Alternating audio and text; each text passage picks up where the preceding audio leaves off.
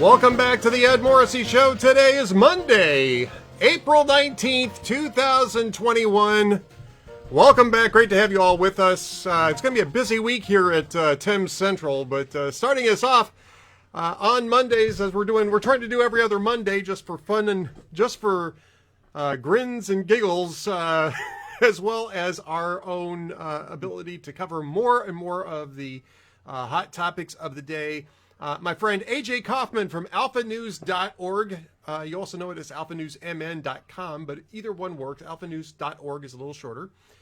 Great news organization here in the Twin Cities. Does a lot of local reporting here, including the stuff that's on the trial, the riots, and everything else. And AJ's more inclined to take a national scope than a local scope, but we're going to do all of this stuff today. AJ, welcome back to the show. Great to have you back with us. Ed, it's good to be here on a balmy. Is it still winter here? It's like 34 degrees today. I saw snowflakes drifting by the window, and I wanted to tweet it out, and I thought, nah, everybody's tired of hearing me crab about this. But yeah, there were actually snowflakes falling today here in the Twin Cities, and you'd think that maybe that would mean people would be a little less likely to riot, but Maxine Waters doesn't think that that's the case. She's looking forward to all of the fun stuff that goes with rioting and all that kind of stuff. Came out here to stirred the pot with a security force, I should add. She likes the police. She loves the police when they help her. Yeah, she likes the private police. Well, yeah, private. Oh my gosh, privatization. She likes the private police when they're protecting her, but otherwise, forget it. Yeah, a lot of things going on out here right now. I mean, the National Guard is out in force. The state of Minnesota has clearly learned its lesson from a year ago. They're out on the street ahead of time now. They are locking things down. Businesses are boarding up. Schools are closed. They're doing distance learning. Were they ever open? Briefly. A couple weeks. Briefly open. I mean, we both live here. I know this isn't a topic that you're covering in detail, AJ, but we both live here. What are your impressions of what's going on right now in the Twin Cities as the trial wraps up? Well, thankfully, I don't live in the Twin Cities. I live quite a few miles outside of the Twin Cities purposely, and more, I think, are going to be joining me, moving farther and farther out of the metro area, at least to the suburbs and exurbs. I know quite a few people who have already moved in the past year. But anyway, Maxine Waters was here. She was late on Saturday night, jetted in from DC. She's an LA-based congresswoman. Not sure her connection to Minnesota, probably none. And she was out there. She is the chair of the Financial Services or committee, so she's not a backbencher. She's not Marjorie Taylor Greene of the left. I mean, she's a powerful woman. She's in her 80s. She's been historically pretty corrupt and ethically compromised, I believe. But she was explicitly calling for violence on Saturday night and also breaking local curfew, which, is a crime, I believe, or a misdemeanor. She did this in 2018 where she was in LA saying getting Trump supporters or Trump administration members' faces.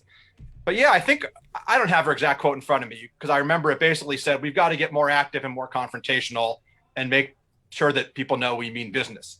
I don't know if that's her job. I don't know if she's been declared the czar of riling up the masses, but she probably should be in DC or LA doing her job. And how is that going to be interpreted, Ed? Erratic, my opinion, and I know I'm not saying anything that's too esoteric. People who are mentally unhinged, erratic, young, people who aren't of age to really comprehend these things the way they should are going to use these words to commit acts of violence and lunacy and looting and such. So it was all bad what she did, all bad. And the media, of course, well, we know what they did with the story. Right. And of course, Kevin McCarthy's demanding action from Nancy Pelosi. Nancy Pelosi just came out and said that she doesn't think Maxine Waters has anything to apologize for. Really? I'll give you the quote from Ian Miles Chung, who's the person who got the clip of this. Put on Twitter, yeah. Yep. Maxine Waters calls for rioters to, quote, stay in the street, end quote, and, quote, fight for justice, end quote, against police unless Chauvin is declared guilty for murder, not just manslaughter. She said actually first-degree murder, which she's not even charged with. And this is the other quote. We got to get more confrontational. We got to make sure they know we mean business. and then followed it up by saying we got to stay in the streets and fight unless it comes back guilty, guilty, guilty. Now, we're 3 months out from the Capitol riot, which was terrible. And a lot of people pointed fingers at the speakers at that January 6th rally that immediately preceded this and said that they were inciting a riot. And I think in certain cases, Trump, maybe not Donald Trump so much, but Don Jr., Rudy Giuliani, I think Roger Stone said something there that was really inflammatory and basically said, we got to go to war. That was, I think, Don Jr.'s comment. And people, and I would argue rightfully said, it may not be legally inciting a riot, but morally speaking, that's what they were doing. Well, if you're going to apply that standard and you're going to insist on accountability for that in Congress, and believe me, those people were under attack. I don't blame them for being sore about this, but they shouldn't be going out and exporting that same crap to my backyard if they don't want it happening there. And I mean, it's not just dangerous, which it is, but it's also hypocritical to have Maxine Waters coming out here doing this just, weeks after she complained that people were doing it in Washington, D.C. I mean, it's really dangerous. It's dangerous to do that type of thing. I don't think she even knows what she said. I mean, she's in her 80s. I mean, that's the problem here. No, I'm serious. I mean, there's a lot of people who think that people shouldn't be running for office when they're in their 80s, and I tend to be one of them, especially, congressmen, senators, presidents.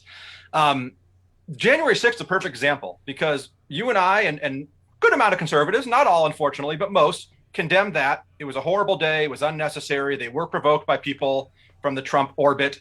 In service of a stupid hypothesis that had been already repeatedly debunked in the first place. Correct. Right. One day after this rhetoric from the former president and others had cost us 2 Senate seats in Georgia and control of the Senate, which has enabled Joe Biden's agenda to move through. So whole different topic, but I'm not pleased about January 5th or 6th.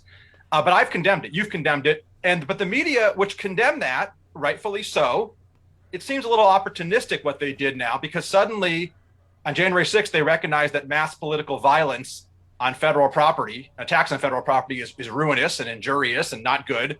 But now, I know nothing's ever the exact same, but now when you're in Minneapolis, Brooklyn Park, Portland, Seattle, Kenosha, wherever, it's okay. And if you criticize it, I think you know where I'm going here. Yep. What do they say about the Republicans and conservatives and others who criticize it? Racist. Well, not just that. They use a verb. They pounce. Oh, pouncing. Well, yeah, there's a lot of pouncing going on. So whenever there's a story that makes a Democrat, a leftist, what have you, look bad, it's not the actual story that becomes what people hear about. It's Republicans pounce. So they cover the reaction, which I think, with the exception of Marjorie Taylor Greene, who has no power, by the way, calling for her expulsion from Congress. Again, right. She has no power. Maxine has a gavel. Most Republicans are just condemning it, as we should, and so should the media, but they're not going to because there's partisan politics involved. And let's be honest, she is a committee chair and a black woman. And, that could play into it as well. Well, it clearly does, although Maxine Waters has been around long enough to where I think she can be held accountable for things that she says, especially when she's going way out of her way to do that. It would be one thing if she was making a comment as she was coming down the Capitol steps to this. Then it would be sort of like, you got to watch what you say. You can't just drop those little word word salads and then walk away. But she went out of her way to come all the way out here. Yeah, with a private security force, no less, so that she could go out there and stir the crowd up. That, to me, is... there's intent involved. I mean, whether her intent was really to cause violence or stir the crowd, I don't know. But she came here for some odd reason. No other congressman from outside of Minnesota came there, as far as I know. As far as I know, no. She's the only one. Nor should they. Nor should they, right. I mean, and... in the end, I mean, even what she's asking for is completely illegitimate. She wants the crowd to pressure the jury to convict Derek Chauvin, which is the very definition of an unfair trial process. And if and when he gets convicted, and I think I know that we're not you and I are not watching this trial as it unfolds. I'm watching some of the smarter guys who are watching it, like Andy McCarthy and Scott Johnson. Yeah. I think it's pretty clear he's going to get convicted of something. And it's going to be equally clear that as soon as that conviction, before the ink is dry on that, he's going to be, his attorneys are going to appeal this on the basis that there was no possible way this guy could have gotten a fair trial. And Maxine Waters is going to be one of the exhibits in that.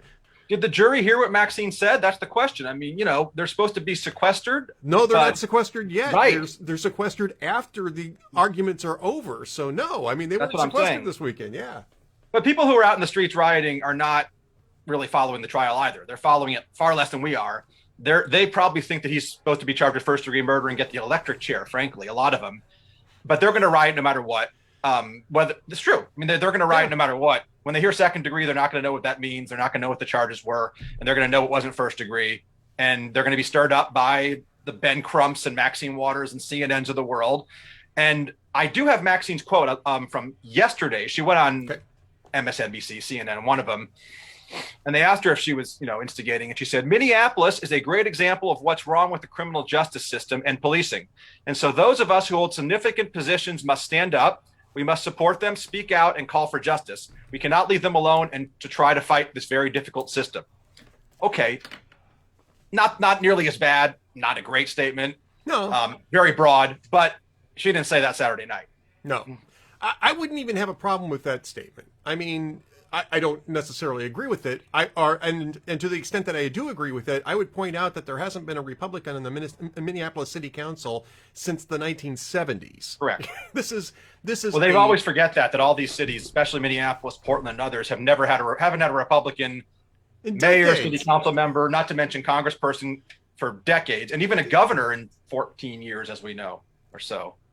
Yeah. Well, he left office in 2010, but he was elected in 2006.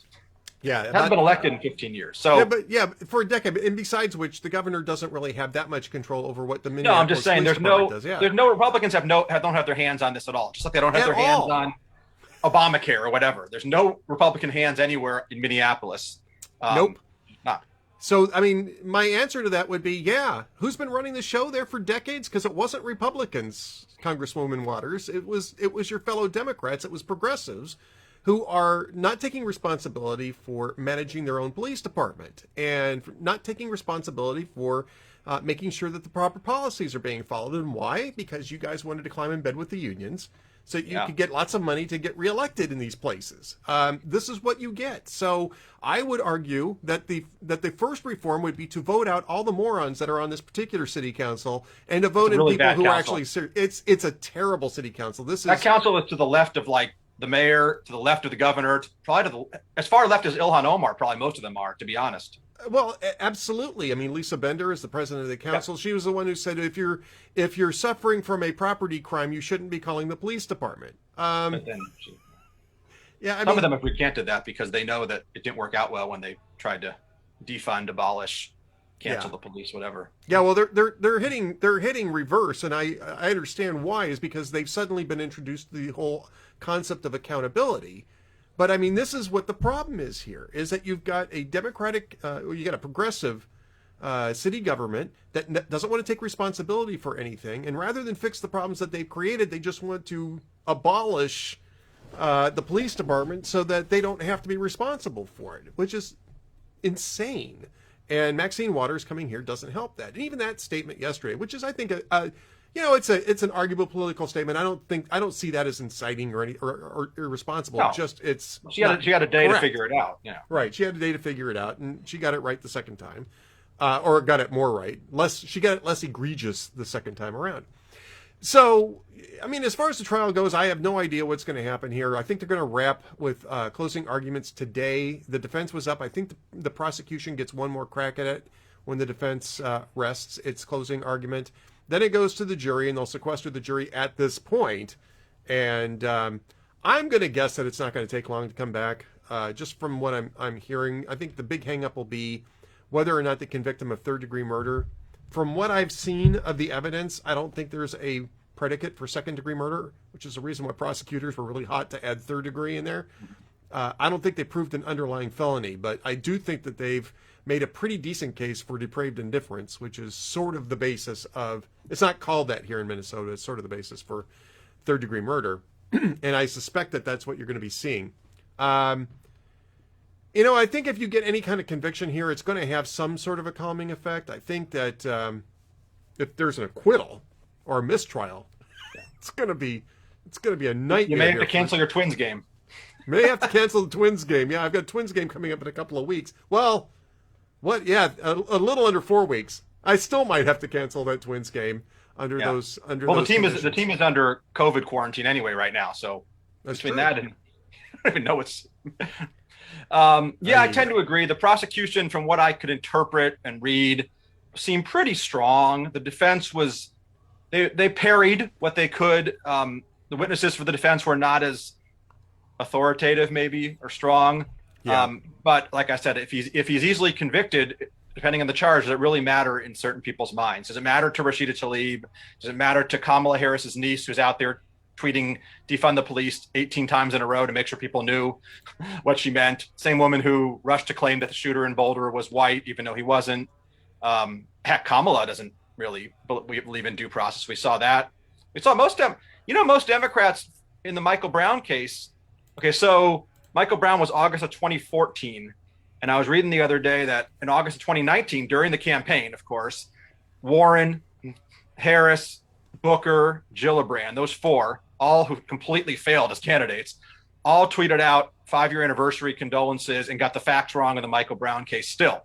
Yeah. Basically saying, he was shot. Well, whatever they said, it was debunked by the fact that the Obama administration, the U.S. Attorney's Office, the FBI, Obama's criminal justice division all said that the evidence doesn't support the indictment of, was it Darren Wilson? Wilson, yeah. Warren and Kamala, and they all tweeted that he was murdered by a white police officer, shot, and blah, blah, blah, blah. So I don't know that's kind of a tangent, but just saying it doesn't really matter. And certainly 5 years from now, when people are tweeting and running for president, they'll have the facts kind of jumbled, I'm guessing.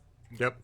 Well, we're going to be keeping an eye on this, obviously. And one other development here today, too, is that last night in Burnsville, which is, for those of you who don't know the Twin Cities, Burnsville is a suburb south of Minneapolis. It's actually what we call across the river, which... That's the Minnesota River, not the Mississippi. The Minnesota River, not the Mississippi River, but it's across the river, which really is a cultural difference between the two. It's a cultural difference that's greater than the actual physical distance from Minneapolis. It really is sort of a different area. So when you have a carjacking taking place across the river like that, it makes big news. And the police shot and killed the guy. And it looked like that was going to be the catalyst for more unrest until I think the victim, the carjacking victim, who's a black woman, former police officer herself, said they didn't have any choice. And you see the video, you can see the guy's out on the highway trying to carjack another car when he's shot by police. I mean, in some ways, you got cameras all over the place, which is not necessarily a great thing if you're talking about, a free and private society. But on the other hand, sometimes it comes in pretty handy. And this might be one of those times, AJ. Yeah, facts do matter. And I think most police officers I know don't really mind the body cameras because it generally is going to help them. Well, this isn't even body cameras. This is like traffic cameras. Right. Well, right. Any camera. Right. Yeah. Right. I know libertarians don't like those cameras, and I'm not always thrilled by them either. But if it makes the story accurately conveyed and cuts down on false information and rioting, that's good. So I hope look, whatever happens, let's hope that, and again, I know it's not going to happen. Let's hope that the better angels of peace and justice and reconciliation prevail. But again, I don't expect that because most people still think that Michael Brown had his hands up and that the Georgia passed a racist voting law equivalent to Jim Crow last month. So right, yes, yeah. There's a lot of that type of nonsense going on. All right, so let's change topics. I mean, we're going to keep an eye on things that are going on in the Twin Cities. I'll keep an eye on the news feeds in case anything pops up. But I don't really expect it to pop up today. We're sort of holding our breath now as the case goes to the jury. And we'll see how much the demonstrations continue once the jury's sequestered, too, because it might be that these guys all quiet down because they understand that they're not going to have any impact on the jury at this point in time. Yeah, that's true. But let's change topics. Let's go to Afghanistan, which is something you're writing about. The link is in the show post. And you're very critical of Joe Biden's decision to leave Afghanistan. Essentially, it's the same decision that Donald Trump made last year. Joe Biden's basically sticking to it, although he's going to take a little longer getting troops out. And you strongly disagree with this decision. I tend to be more in agreement with the Biden and Trump decision that it's time to get out of Afghanistan. I'm not necessarily crazy about the way we're doing it. I wasn't crazy about the way Trump was going to do it either. I'm not necessarily crazy about the way Biden's doing it either. But I'm a little bit more in line with the overall general decision that it's time to put this thing to an end. But so I'm going to let you beat me up, AJ, a little bit before I duck and deflect. Well, no, I mean, my article, my title of my article was "The Retreat is Unwise, Unnecessary, and Dangerous," and the subheadline was that the fighting is being done by our local partners, and more Americans are killed most days in our Democrat-run cities than the past year in Afghanistan. So that was just a headline grabber. But look, I'm not pro-war. No one's pro-war. People generally in the military and people who support these efforts tend to be the most opposed to war, just as a last resort. So the name calling, anyone who supports keeping troops there has been already called neocon, warmonger, blah blah blah blah. Oh, blah. sure, yeah. And those are arguments that are ad hominem and don't go anywhere with me. I appreciate people who have substantive arguments like you. We had a rebuttal on our website from a former major in the Air Force and former politician here in Minnesota, who, again, I still disagree with him, but he made a few good arguments. But generally, the politicians it's funny, the senators and congressmen that I tend to agree with on most things, not going to start naming names, but were the ones who condemned Biden's move. And the senators and congressmen that I tend to disagree with on most things, or I think are complete showboats, and I will mention names: Josh Hawley, Rand Paul, Ted Cruz. Ted Cruz, of all people, we're praising Joe Biden. I think Ted Cruz will just take whatever position is popular. I don't think I used to like Ted Cruz, but I think he has. I'm gonna hold back because I don't want to get this on record. But I think Ted Cruz has no core beliefs, and I think he's proven that. And a lot of his biggest fans have learned that, Glenn Beck and others. Yeah, I think it's a bad move. I think we saw it in Iraq. And by the way, I fully agree Iraq is the better war, the more winnable war, because of what Iraq is, where our bases are, how it's set up. There's no doubt about it. Barack Obama's decision to leave Iraq was 1,000 times worse than what Joe Biden's doing. Yep. Anyone who thinks Barack Obama had a successful foreign policy is wrong simply based on that and what happened in Syria and elsewhere, not to mention his other problems with foreign policy with the Middle East. But we saw what happened in Iraq. We saw Joe Biden was asking for that terrible policy that Barack Obama implemented in 2011. He was asking for that in 2008. I mean, Joe Biden, again, it's not to, I don't want to beat a dead horse, but he has been wrong on every foreign policy for 40 years, as Robert Gates said. And this goes back to the Cold War. This goes back to even Vietnam refugee resettlement 50 years ago. He was wrong on that. Through the Cold War, through the first Gulf War, through the last 20 years, and probably some other things that I can't even think of. So he always seems to butt heads with military leadership and turns down sound advice. And that's important to recall. And I think, who on earth decided September 11th was a good idea to make the official? Terrible idea. Can you agree with me on that? I completely agree with you on that.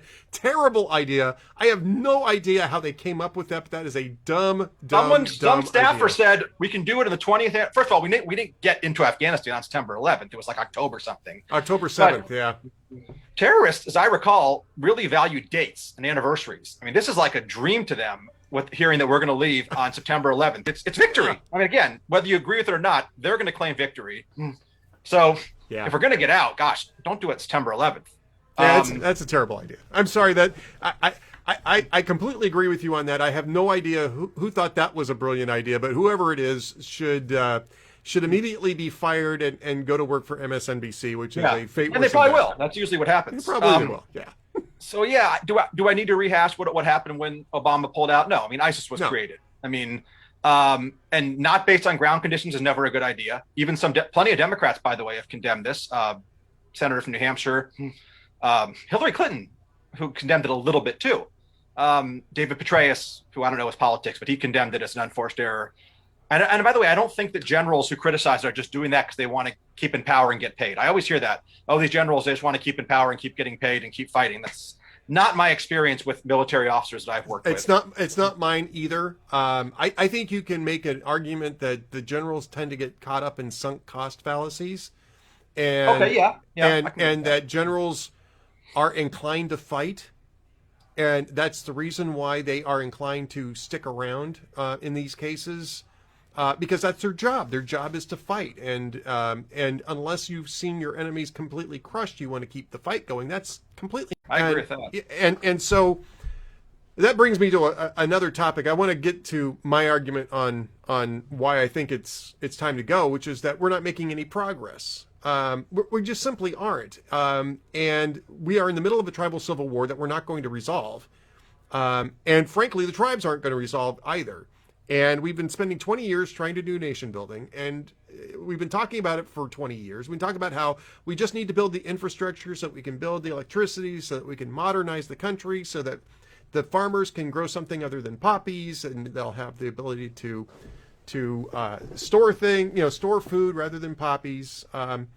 And then we'll force the tribes to live together in relative peace and harmony when they all know that they're going to have a seat at the table, and it's that's not Afghanistan, and it never has been. No, and it's definitely not Afghanistan. I'm not looking for that, though. Here's the thing: like, I wrote in my article that we're not engaged in nation building or combat. Really, we're in a train and equip mission, helping the Afghan security forces, ideally, take out the terrorists. A couple thousand volunteer troops there, far fewer than we have in Germany, Italy, Japan, Korea, Qatar, or even the UK, and it costs about $10 billion annually, which, if you take about 3 seconds to think about it, is a very small amount of money when we're talking trillions for whatever lunatic policy the Biden administration is looking for spending. Yep. So I guess and there's not a criticism of your point, I reject the nation building line because, and maybe I'm wrong, I don't think we're doing nation building. I know we have in the past. We stopped a few years ago. I'll say that. Okay, well, and we haven't had any deaths in 14 months, and I know why that is. Because we've been negotiating for that long with the Taliban, and I guess is leaving to what do we have? We have anywhere from 25 to 3,500 troops there. It was conflicting numbers. If we kept 2,000 troops there, as we have in the other countries I mentioned, more, and they're, as far as I can tell, they're going to be safe. Now, again, I predicate that by not knowing, but they have been for 14 months. Is the average, again, being careful here, the average suburban mom who's the swing voter in the country outside of Minneapolis or Denver, is she really being affected negatively by that? And does she really, I know she's technically paying for it, but only 1% of the country serves in the military. The fact that the suburban mom, it's a fictional person, is applauding Biden's move and is impatient and probably unaware of the facts that we're talking about, is that a reason to get out? I mean, again, $10 billion is not a lot of money. No one's dying right now. And we're preventing, again, I know people don't like to hear this, we are preventing, at least the best we can, another 9/11, which if you had told me 20 years ago we wouldn't have had one, I would have said you're full of crap. And we haven't. And the last time we ignored Afghanistan for many years, pre 9/11, we saw what happened not only on 9/11, but throughout the region with how we were attacked, USS Cole, World Trade Center in 1993, Somalia, there are other examples. So I just think it's an unforced error. I haven't even gotten into the humane side of it and what's going to happen to the women of Afghanistan, because unfortunately no one, left or right, seems to care about the women in Afghanistan. I'm proud to say that I do. Doesn't mean that I believe we should have 50,000 troops there protecting their right to go to school, or that, but I don't know how someone who's a moral, religious person, I guess I could say, doesn't worry about some people. I know we can't worry about women and men everywhere in the world, but arbitrary deadlines, I just think, are putting our troops in danger and jeopardizing the progress we've made, and will lead to civil war there for sure, and put our country much more in danger. We don't end wars just because we're impatient or frustrated. And again, I use the term war lightly because it's not Vietnam. Vietnam, we were still losing hundreds of men per day when we left. So I just think we've sacrificed a lot, and I think I understand that, but I think no 9/11s, 10 times more Afghanistan children in school, life expectancy up 20 years, women treated as humans. I think it's a small cost to pay. Again, looking at how it's been the last few years with low casualty and low expense. If it stayed that way, and I'm not sure that it would. Okay, well, that's a different argument. Well, I mean, but it's part of the same argument, is that, we've been able to impose a sort of kind of ceasefire between the Taliban and the Afghan government. The Taliban's left us alone because we've been negotiating with them directly for at least a year, and indirectly for a while before that too. And if it wasn't going anywhere and we were planning to stick around, those talks would come to an end and the Taliban would just start targeting those forces again. And frankly, if you've only got 25 or 30,000 forces in there, it's not enough to protect themselves. You're not going to be able to hold enough ground you might be able to hold Bagram Air Base for a while, but that's going to be it. And frankly, I think that's kind of where we're at the moment. We've got the embassy and we've got Bagram, and I don't think we're doing a whole lot more than that. So with that, what do you think would happen if we left the 2,500 troops there as we were? What do you think is going to happen? What's the worst thing that can happen? Well, I don't want to say the worst thing. What do you think will happen? Well, I think what you'd end up with is a Beirut.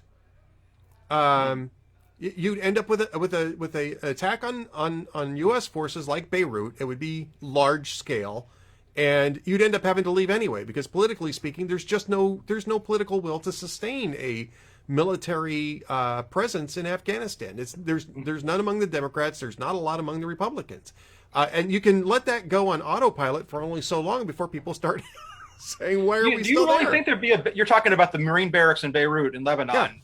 Yeah. I just don't know why you think that would happen. I guess I don't know because why. The Taliban don't want us there, and they've made. But they haven't wanted us there for 20 years. It hasn't happened. And they have been attacked. No, they've been attacking our bases. They've been forward operating bases. Beirut was like 250 people or so, I think, died. It was a car bomb. It was right. And it was only just a car bomb, right? I mean, this is and that was by Hezbollah, which wasn't even really that well established at the time. The Taliban are part of the Pashtun tribe, which are 40% of the population in Afghanistan. These guys hold a lot of territory in Afghanistan. Oh, I know that. I just don't know why that. I guess I just don't see I don't see why that's going to happen in May or next May or whenever. Just when it hasn't happened yet, and we're holding the line right now. We're not going to. I think if we leave, granted we'll have left, but there's a lot more damage that can happen if we leave. Comparing it to Iraq, I know is not the easiest thing to do, but we do know we had to send troops back to Iraq. No, I think that's a perfectly valid comparison, and it's a risk. It's absolutely a risk. 5,000 soldiers, I think, had to go back because of ISIS. Might have been I think that's right, 5,000. I think it got escalated higher than that later on. Right. But I don't want that to happen, by the way. I don't want to send 5,000 troops, 10,000 troops back to Afghanistan because Joe Biden's partisan political views, I guess could be bipartisan in this case, because some Republicans agree, because they wanted to, retreat. And that's a kind word. Some of my friends who are even more hawkish than I am have called it a surrender. I call it a retreat. I don't think you're going to have that same. I mean, certainly the possibility exists, but I don't think you're going to have that same situation because this is a fundamentally different conflict between the tribes in Afghanistan. This is really more about a power thing. So, I mean, ISIS isn't going to get that much of a toehold in Afghanistan because the Taliban doesn't want them there either. This is about the Pashtuns. Right, I know. It's definitely confusing. I just think Al Qaeda is going to continue to operate across Afghanistan, and the Taliban are going to not live up to their commitments that they made to the Trump administration, which was very naive in that sense, including whatever permanent ceasefire they had. And I think that it's dangerous, and I think Joe Biden needs to explain to the American people better than he did. I found the speech riddled with cliches, but that's kind of what I expect. Frankly, the last three presidents, again, maybe turning off some of our audience here, but I think the last three presidents have been completely inept when it came to not only foreign policy, with the exception of Trump on Israel, which he was good, and just explaining matters. And I'm a big fan of George W. Bush and his foreign policy. And brace yourself, people out there. I know this is going to upset everyone. I also loved, and so does my wife, the late, great, I know he's on foreign policy, the late, great John McCain. Yeah. So I know that I've lost all my friends now because the left doesn't like McCain and the right doesn't like McCain, but on foreign policy I do. So I'm sorry, I had to bring that up. Well, you're carving out new territory for yourself, AJ. That's all I got to say. You don't even want to know. I mean, I bow down to Liz Cheney and Mitch McConnell's pictures every night. Don't forget. Can we cut this later? Nobody remembers nothing. No one's watching, right? Nobody chooses nothing. Can I give you a Liz Cheney quote? I have one written down. That's okay. we'll just move on from there. Now Now I don't have a Liz Cheney bobblehead even. I need a Liz Cheney bobblehead. you need a Liz Cheney bobblehead. I don't even have a Dick Cheney bobblehead. I need a Rumsfeld bobblehead. I've got a Larry Craig bobblefoot, which I know you only have one, Ed. You keep showing me that. I got the one. That's because this is the ultimate. This is the ultimate. The Larry Craig bobblefoot is the ultimate bobblefoot. So on Afghanistan, though, I mean, what I find a different angle on this, right, is Joe Biden's decision making on this. And there's a Washington. I've got a post coming up in about an hour or so, or maybe about half an hour. It's going to come up while we're on the air. How does that work? It comes up while you're on. I don't. Magic. It's magic. It's the magic of pre-scheduling your posts. That's what the magic is. It's a pre-scheduling post is a great thing. It is an awesome thing. But anyway, I've got this post coming up, and the Washington Post's headline today on this it's it's what we call a TikTok, which is sort of giving you the background of how something happened. Not TikTok, the dancing website? Not TikTok, the dancing website. We're not going to see Jennifer Rubin and Eugene Robinson dancing on TikTok? Not the TikTok from the Phantom Toll Booth. No. This is a media TikTok, which is basically just giving you the background on stuff. Okay. This was the headline on the Washington Post report on this. With Afghanistan decision, Biden restores foreign policy making process that Trump had largely abandoned. Now, yeah, I thought the same thing, right? It's like usually they mix in one of those periods in their headlines, which I can't stand either. But go ahead. But I mean, I thought, boy, that's a long headline. Can you read it to me again? I actually already forgot it. So long.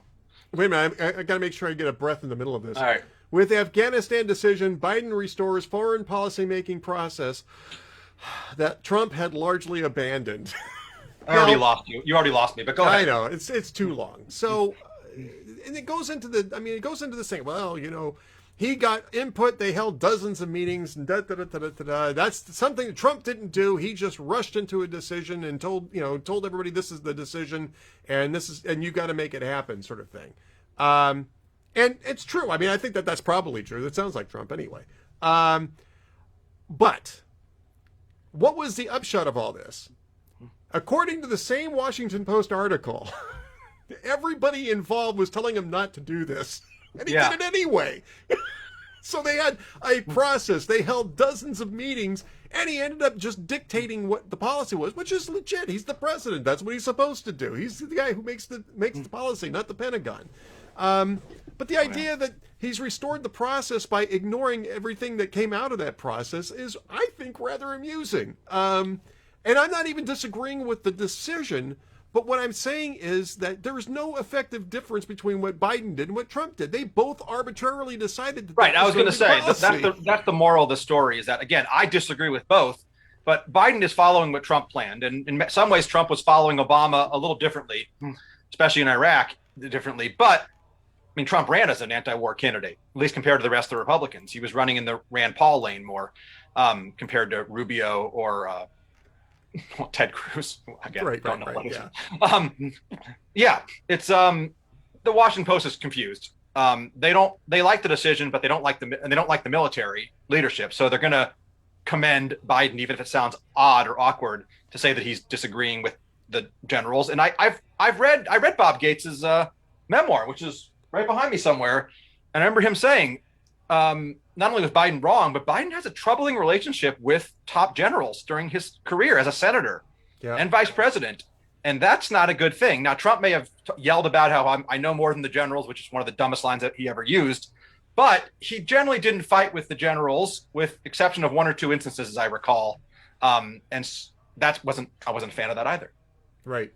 So just to expand on what AJ is saying, I'm going to read a little bit of this. U.S. officials said that General Mark Milley, chairman of the Joint Chiefs of Staff, Frank McKenzie, head of U.S. Central Command, and General Austin Scotty Miller, commander of U.S. and NATO troops, all advocated for a conditions-based approach, additional time for negotiation, or at a minimum, keeping some sort of residual counterterrorism force on the ground in Afghanistan. The general said the fall of Kabul to the Taliban, waves of Afghan refugees rushing to neighboring countries in Europe, and the reemergence of al-Qaeda as a potent terrorist threat were very real possibilities. Officials said that Defense Secretary Lloyd Austin, like his counterparts in uniform, supported a continued military presence. Although that's his Secretary of Defense, Lloyd Austin. That's Biden's Secretary of Defense, right? A defense official said that Austin's approach was informed by his own experiences in uniform, including in Iraq, where he oversaw the Obama administration's rapid withdrawal of forces in 2011. Less than 3 years later, the Islamic State took over a third of the country.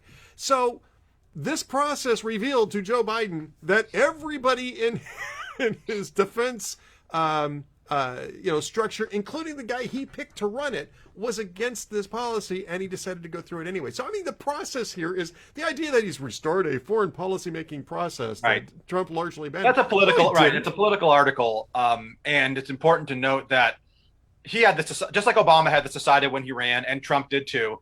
He had this decided way before he ran, and that's fine. Yeah, He's being, that's fine. And he said, "I will not let a fifth president oversee this," and blah blah blah. And Biden was against the bin Laden killing. I mean, he's got a record of being not only wrong, but pretty weak on military matters, even though he talks about how his son served, his late son, the better son, let's just say. It's a bizarre decision. I can only say this. And no, I'm not quoting from Liz Cheney, but I just don't think, let me find this. I have a quote from the UN Security Council, and I never quote the UN Security Council, believe me. But in this case, it's just a report. It's not an opinion. They said late last year, and I think it's important to note, and I included part of this in my article, but the full quote is, relations between the Taliban and al-Qaeda remain close, based on friendship, a history of shared struggle, ideological sympathy, and intermarriage. Interesting. The Taliban regularly consulted with al-Qaeda during negotiations with the U.S. and offered guarantees it would honor their historical ties between the two. Al-Qaeda has reacted positively to the agreement with statements from its acolytes celebrating it as a victory for the Taliban's cause and thus for global militancy. So these two groups are not defeated, despite what Trump said when he was president, or Obama, or anyone else. In many ways, they're emerging. And I just to wrap things up, think it's a very precarious and dangerous time to just end this, because people are bored, impatient, frustrated. Again, not the smart people who are against it, but a good amount of the country who has no idea what's going on, just as I'm tired of hearing about Afghanistan in the news, which, frankly, how many times has Afghanistan mentioned in the presidential debates last year? Zero? Not very many, maybe once or twice. And again, probably because Biden and Trump were largely on the same page, so it wasn't really that much to debate. At one final note about Biden and having a poor relationship with generals. Biden has a poor relationship, and in this way, he's also like Trump, right? Biden has a poor relationship with anybody who's an expert in anything, because Biden thinks he's smarter than everybody else.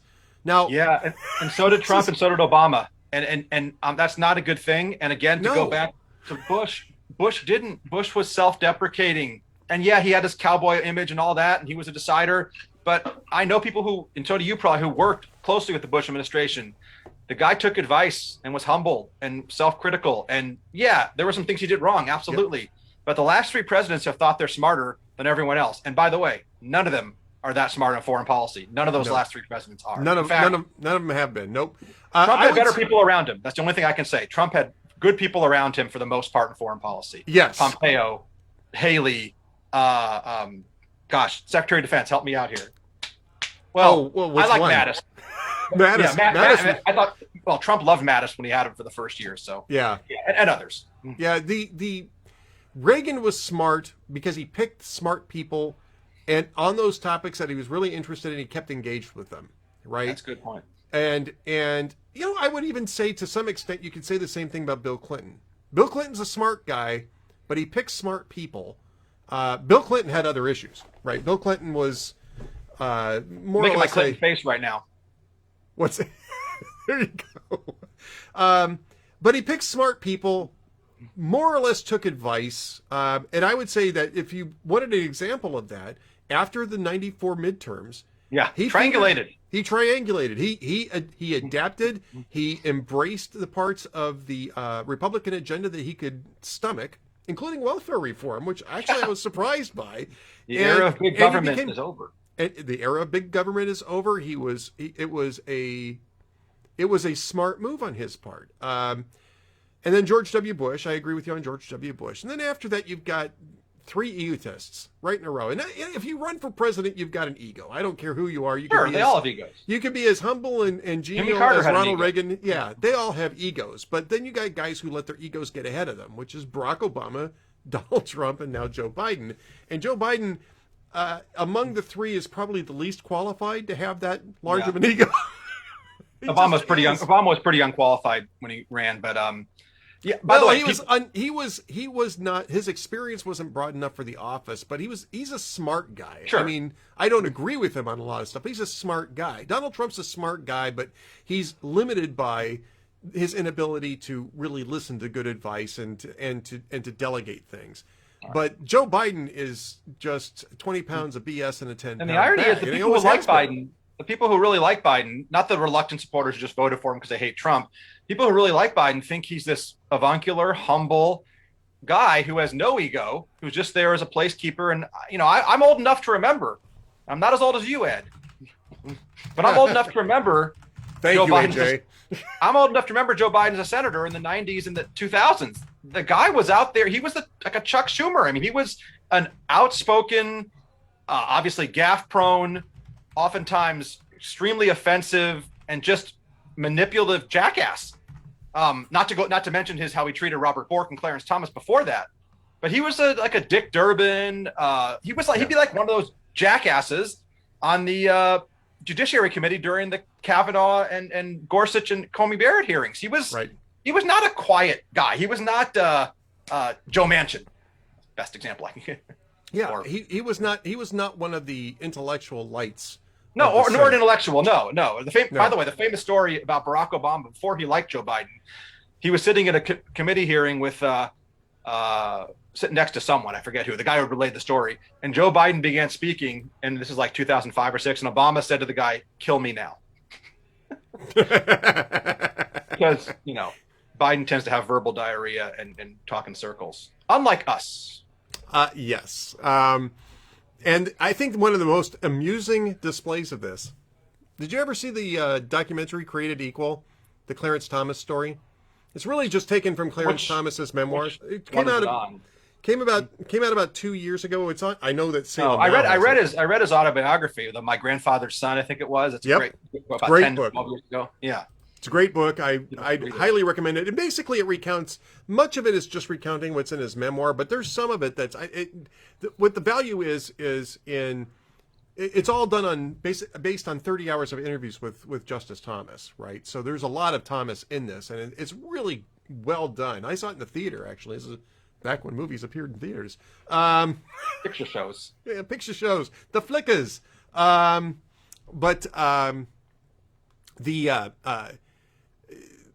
It's a very moving documentary. It talks a lot about his childhood, about his grandfather, about how his relationship with his grandfather became strained because some of the choices he made, and talks through some of those things. It's really interesting. But the comic relief of this is his first appearance at the Senate Judiciary Committee for his Supreme Court nomination. It shows Joe Biden going on and on for like 5 minutes about originalism. And the whole time he's saying, I know that you know what that means, and you know that I know what that means, and I know that you know that I think I have seen that. Great, it's great. And after it's not 5 minutes long. I'm exaggerating, but it's at least a minute or so long that this thing goes on, and Joe Biden's got that Joe Biden grin on his face while he's doing this. Look, and it cuts back to Clarence Thomas, and Clarence Thomas says, in the interview, Clarence Thomas has got this look on his face. Joe Biden. Look, the audience just broke out. It's great. I mean, I'm not an intellectual elitist, but Joe Biden went to an average undergrad school, a very average law school, was an average student, practiced at a low-level law firm for a year or two, joined the city council, and got elected Senate when someone died at 31. I mean, his life experience is pretty much that. Yep. Doesn't mean he can't be a good president, and I wish he'd been better, especially in a certain area, which we will move on to, I think, right now. Well, let's talk about the border, because that's the border and the refugees, because that's amusing. It's just very amusing how this is playing out. Now, you've got a column up on this about Joe Biden's flip-flop on the refugees, but before we get there, Joe Biden and the White House finally responded to the border crisis by calling it a border crisis, which the White House then tried to walk back. Yeah. And then B, by taking immediate action to change the words that people use in ICE and CBP. You can't say alien anymore. Oh, yeah, I saw that. Yeah, you can't say you can't say assimilation. We knew that was coming. Even though the origin of the word alien is actually pretty innocuous if you look at where the word came from. Assimilation is innocuous. They want to change assimilation with integration, and not only does it really just imply the same thing, but integration is specific to units within a political cohesion, whereas assimilation is allowing people to come in and be part of that cohesion. I mean, assimilation has long been a dirty word amongst the activist left when it comes to immigration. Did you want me to mention this Friday afternoon situation when most people were cutting out for the weekend? I'm sure something came out that said on Friday that Biden was on pace to only admit about 4,000 or 4,500 refugees this fiscal year, which would be the lowest of any president in history. So sometime at 3 or 4 p.m., they issued a memorandum which extended Trump's 15,000 refugee cap, which is higher, but still very low and racist, of course. And the hard left went crazy. And if they're being consistent, the hard left, understandably so. I mean, they're very influential in the party. Some would say they run parts of the House. Pramila Jayapal, who's very underrated in how hateful and far left she is. She should definitely be in the group of the squad as number 4 or 5. Seattle representative had a temper tantrum and said it's unacceptable and unconscionable that Biden will not immediately repeal Trump's, I got it right here, harmful, xenophobic, and racist refugee cap that cruelly restricts refugee admissions to historically low levels. So she went crazy. I think AOC and a few of our other friends went crazy. And an hour later, Jen Psaki was back at the podium, or maybe she wasn't at the podium, but she issued a press release saying that Biden's announcement had been the subject of a bit of confusion. And she said, we'll issue a final increased refugee cap by May 15th. So in 4 weeks. And then Biden was asked about it on Saturday, which you mentioned, in Wilmington after he played his first round of golf. No score reported on his golf round, but interesting. And he said, we're going to increase the number. And he had a jarbled, bizarre statement that I read 4 times. I still can't understand. But one part I did read was he said, the problem was the refugee part was working on the crisis that ended up on the border with young people. Okay. And he said we couldn't do 2 things at once. So the awkward comment did use the word crisis, which had been laboriously avoided by the administration. And as you said, Ed, they said, was it today? The White House told CNN that the crisis label is not our official position. There's no change in our wording or position. They're coming here as refugees from violence and climate change and whatever else. But it's interesting that the backlash against what he said on Friday, or what his administration said or proposed on Thursday and Friday, really showed how powerful the left is, the hard left, the activists, or possibly how disorganized the Biden administration is. Now, they've been pretty organized when it comes to a lot of their agenda, but this was one of those unforced errors, I guess you could say, that probably surprised even a few liberals, not to mention calling it a crisis, but just the numbers game they played.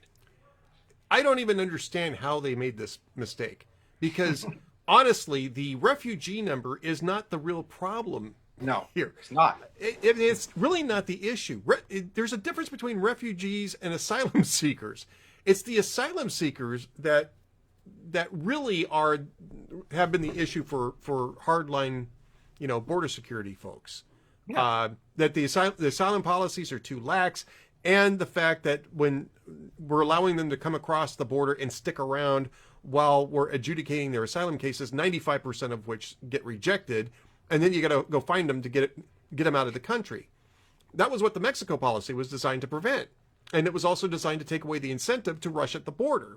The Remain in Mexico policy. Right? Remain in Mexico. The Remain in Mexico policy, yes.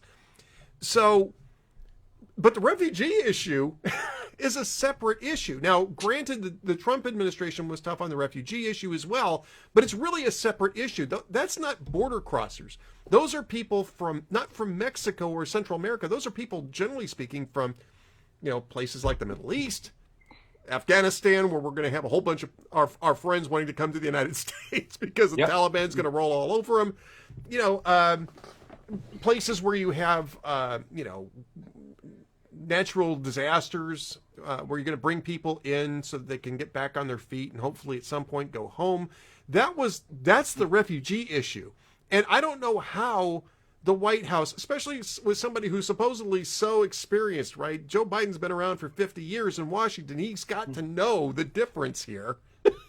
I don't think he had a hand. I mean, how much of a hand does he really have in it? Ron Klain was probably involved in it. I think, there are a couple of writers I read who've been calling him President Klain, Klain. That's the chief of staff, who seems to be involved in decision making a lot more than most chiefs of staff in the past. And he's not a good thing. He's a hardcore liberal who's been pretty bad on many issues for years, and worked for Obama, the Obama administration. Yeah, this instability crisis on the border is a problem, and saying you're going to reward those who cross the border illegally, at least they don't say it, but it seems like that way, and now using that same system to justify punishing refugees who are following a legitimate process to come to America, boy, that seems backwards to me.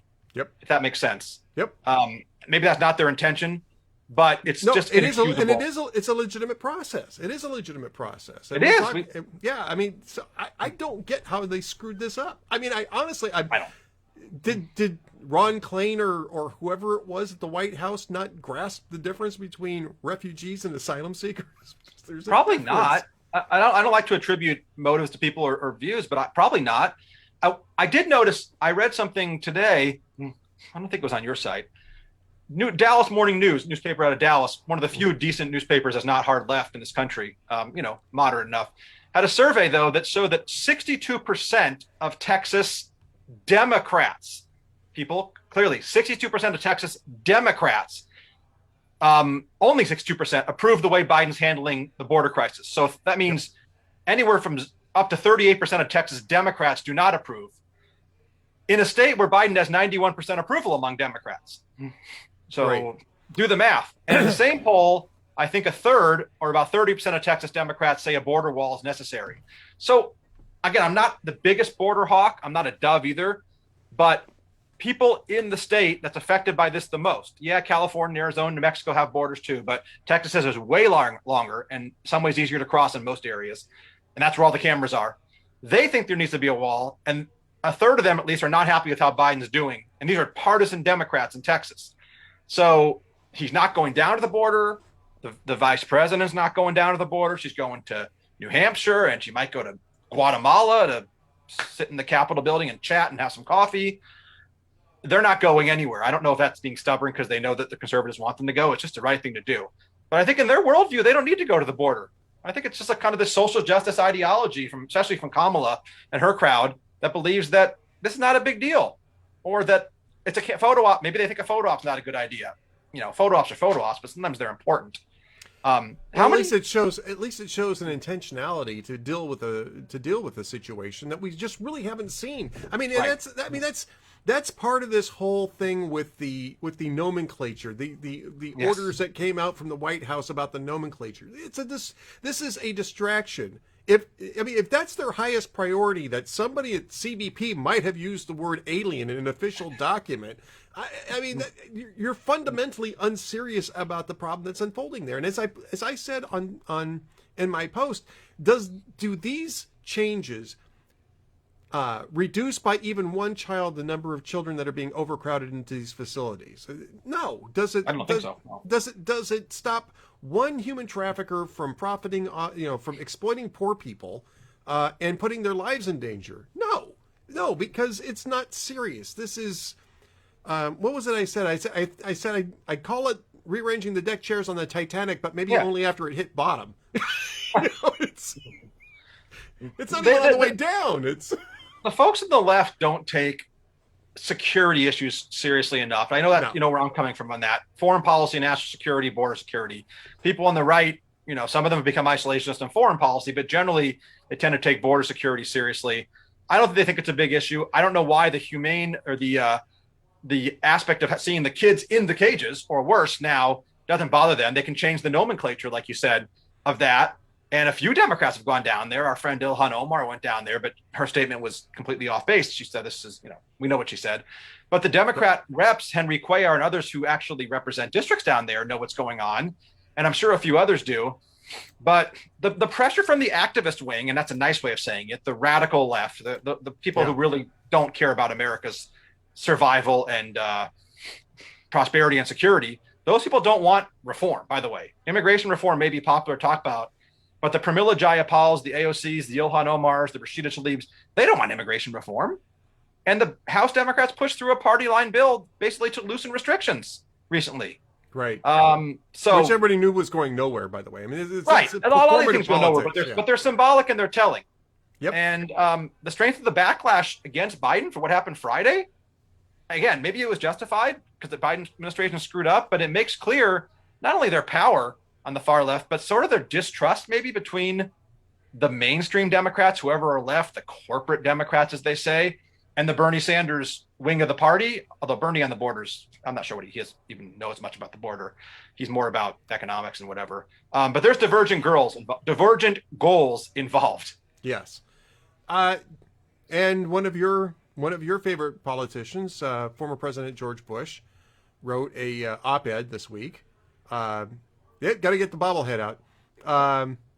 Wrote an op-ed this week urging both parties to find room for comprehensive immigration reform that would be humanitarian and provide security and stability and a certain measure of certainty for people, either don't come or you can qualify to come, that would eliminate most of what we're getting at the border right now. And look, I mean, I think he's correct on this, and I would even go so far as to say is that everybody in Washington, D.C. knows what a deal on comprehensive immigration reform would look like. You'd have something in there for the dreamers. You'd have something in there for closing the border, reforming the visa system, and at some point normalizing the people who are already here and who've been here for long enough and don't pose a threat to the United States, so that you can finally get over all this stuff. Stop the illegal surges at the border and move on. We've had the deal in place for at least 16 years. I mean, the components of it are out there. Everybody knows what the components are. Nobody wants to put them together. Nobody wants to take the political risk to do so. And I'm not sure that George Bush's exhortation here is really going to move the needle. I'm curious as to what no, it's not going to move the needle because the left hates George Bush and half of the right doesn't like him now. I believe wrongly, on the people on the right especially. Should know better. He did win 2 elections, by the way, which Donald Trump did got 44% of the Hispanic vote, which is still the high water mark. Absolutely. And was the governor, and last I checked, was the governor, 2-term governor of a border state. So much like Rick Perry, who I tend to like on certain things. Rick Perry, I will tell you this about Rick Perry. Yeah, and I know people have criticisms for Rick Perry. Rick Perry is one of the most interesting, surprising politicians. And I have a personal story. My wife really has a personal story about Rick Perry, which is very touching. It's her story, so I won't necessarily tell it. But I will tell you this, that I think just on a personal level, he's one of the most decent guys I've met in politics, and not the only decent person I've met in politics, but he's one of the most decent guys I've met in politics. And I think so too. I'm a Perry fan. Yeah. And I have a friend who actually worked closely with him, who lives in Texas, and said the same about him and about Bush. And Perry, of course, was a 3-term governor. Didn't have a great presidential run, but most people don't. 99% of them don't. Yeah, so, if it hadn't been for that back injury, the surgery, and the medication, he would have made a hell of a presidential candidate. Yeah, the last 3 governors of Texas have all been successful. Unlike, in my opinion, the governors recently of other large states like California and New York. Yeah, it's true. I mean, it's objectively true. Objectively true. Yes. But yeah, Bush has been interested in immigration reform for a long time. He said it's the biggest regret, or if not the biggest regret, one of the biggest regrets of his presidency was not getting that done back in 2006, I believe it was.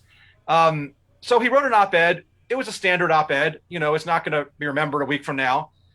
He has a book coming out, Portraits of the Immigrants. He had another book that I have behind me right here, Portraits of Courage.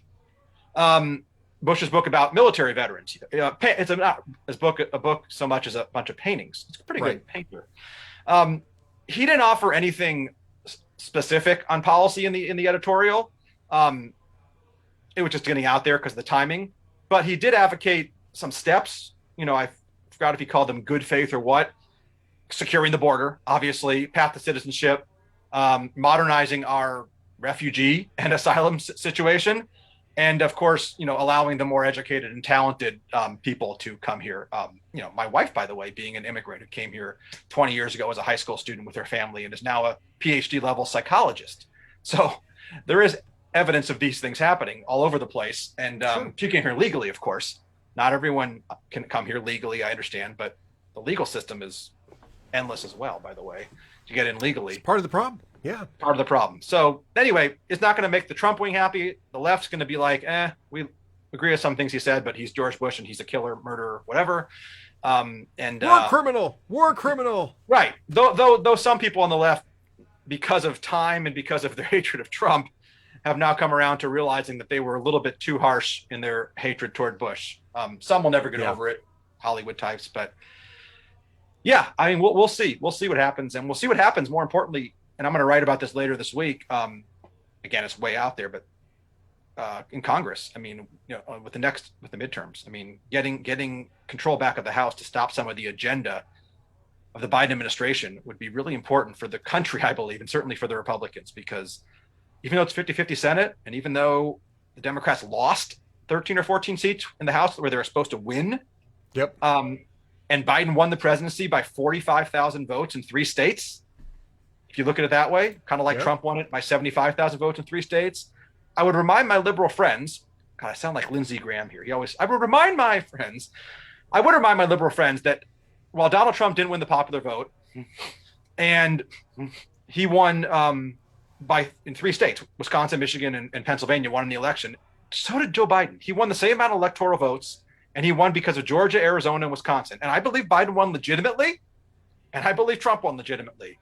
But there's no mandate for Joe Biden for what he's doing. Nope. He doesn't have control of the Senate, really. It's 50-50 only because Trump lost us 2 seats. Sorry, folks, he did. His party got crushed in the House and is probably going to lose the House hopefully next year, and he barely won the presidency.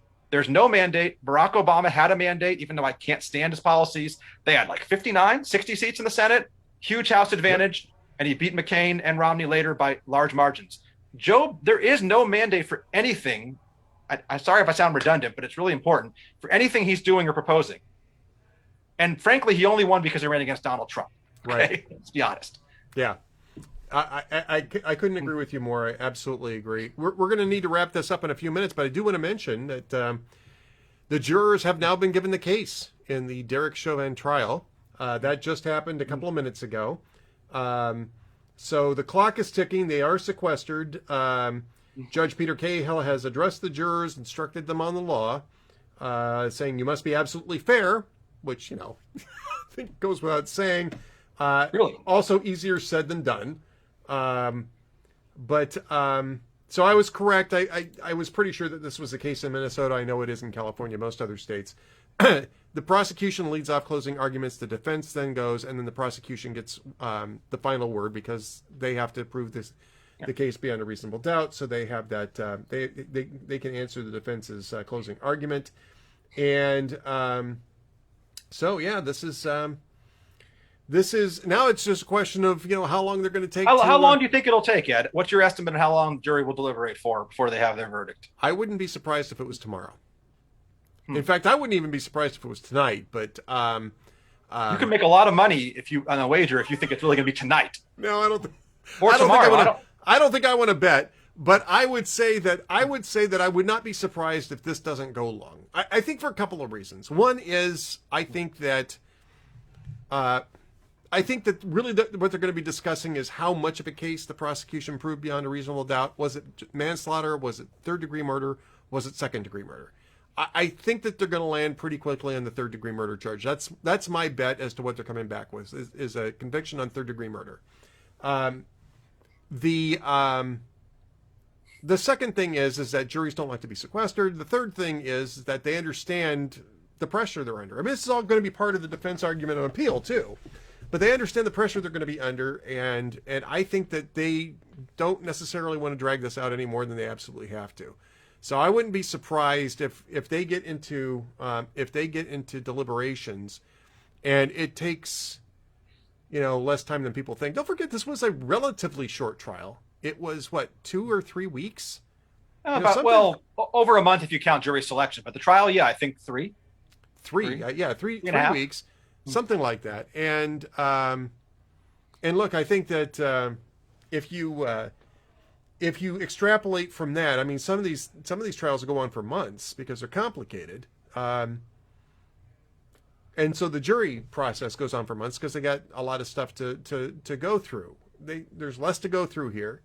And I think that you're going to see, again, I would not be surprised if we got something back tomorrow. Do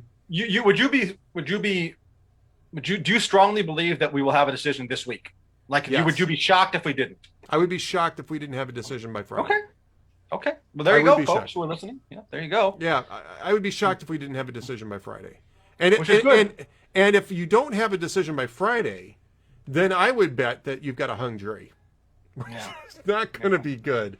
Will not be good. You don't want to be in the Twin Cities when this thing gets a mistrial because they ended up with a hung jury. No, the Twins will have to move games, and Minnesota Wild, Timberwolves. Yeah. AlphaNewsMN.com, also known as AlphaNews.org, will continue to cover the trial. We have streaming video. We have updates on Twitter constantly. We also have my columns, which generally don't deal with the Chauvin trial. We also have podcasts that are on Tuesdays and Thursdays, and we have merch. Which is short for merchandise. Merchandise. On our website, quality made. Don't know if it's made in America. I'm assuming it is made in America. Correct me if I'm wrong. Hats and T-shirts, they're there. First order, 15% off. Take a look, and let's see. We'll continue to cover, obviously, the trial and other news throughout the weeks and months ahead. And we're doing very well. We're growing, and the viewership is hitting record numbers, possibly because of the trial. The readership too. Yep. So keep an eye on alphanews.org. If you've got it as alphanewsmn.com, it all goes to the same place. But alphanews.org is a little quicker, so just remember that. They're also on Twitter at alphanews. AJ is not because he's smart. Right. But I'm on Twitter. I read Twitter. He reads Twitter, but he's not on Twitter. He is. And I'm not going to be virtue signaling my vaccination shot on Twitter either, by the way, or showing my mask or my Band-Aid or what have you. But we can talk about this next time. But the COVID shots continue to be going well, and the country is moving rapidly toward normalcy, which ironically, the left, who's very pro-vaccine, doesn't seem to want to move toward normalcy. So kind of a contradiction there. Very much a contradiction. Want to thank everybody for being with us. We got Bob Knox and Severe Cruz Conservative from Coolidge Foundation in the traditional Ed Morrissey Show chat room. Over on Facebook, we've got Charles Clark coming out of Shanghai, I believe. And we've got Jack Nischik, Bob Visco, who's also Bob Knox. You can be in two places at the same time, folks. Tony Craig was around. Let's see who else. A lot of Jeff Dunitz. Was Dunitz there? Where's Dunitz? I don't know where Dunitz is at. What the heck? Wasn't here last time either. I'll send him an email. The guy he's gone AWOL. He's gone AWOL. Jeff Dunitz from lidblog.com. He's missing in action. Damn it! You got to be around. MIA, AWOL. Yeah. We're very into the military thing. It's your fault that we're pulling out of Afghanistan, Jeff. That's what we got to say. That's all we're saying, Jeff. It's your fault. Anyway, AJ Kaufman from alphanews.org. Thanks for being with us, sir. I'm Ed Morrissey. We'll be back on Tuesday, tomorrow, 4 p.m. Eastern Time, 3 p.m. Central, 1 on the left coast. So tune in for that. We've got Charles Love coming on to talk about his new book. And, of course, Andrew Malcolm's here on Tuesday. So until then, have yourselves a great afternoon, folks. And don't miss a minute of the Ed Morrissey Show. We'll see you later.